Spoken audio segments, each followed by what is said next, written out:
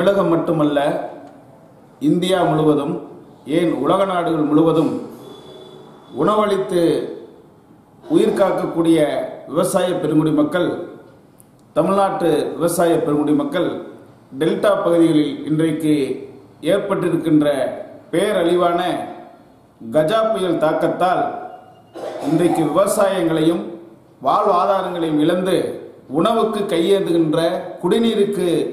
இயங்கக்கூடிய சூழ்நிலை ஏற்பட்டிருக்கிறது. அந்த சூழ்நிலையை அகற்ற வேண்டும். தமிழ் மக்கள் என்றைக்குமே இரக்க உணர்வு கொண்டவர்கள் என்ற சூழ்நிலையில் கரூர் மாவட்ட அனைத்து லயன் சங்கங்களும் கரூர் ஐயப்ப சேவா அறக்கட்டளையும் இணைந்து இன்றைய தினம் தொடர்ந்து 4 நாட்களாக கரூர் ஐயப்ப சேவா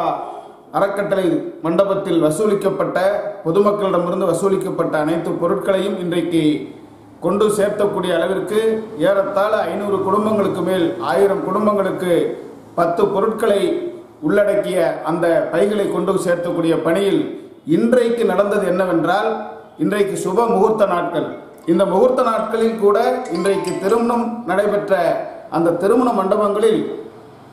மணக்கோலம் பூண்ட அந்த மணமக்கள் நேரடியாக 2 ஜோடி மணமக்கள் மண்டபத்தில் தன்னுடைய அந்த விழாவினை முடித்த கையோடு நேராக கரூர் பசுவதீஸ்வரா ஐயப்ப சேவா சங்க மண்டபத்திற்கு வந்து அரிமா இயக்க, அந்த ஐயப்ப சேவா சங்க இயக்கங்களினுடைய இந்த சாதனைகளை பாராட்டுவதோடு இந்த அழிவிலிருந்து மக்களுக்கு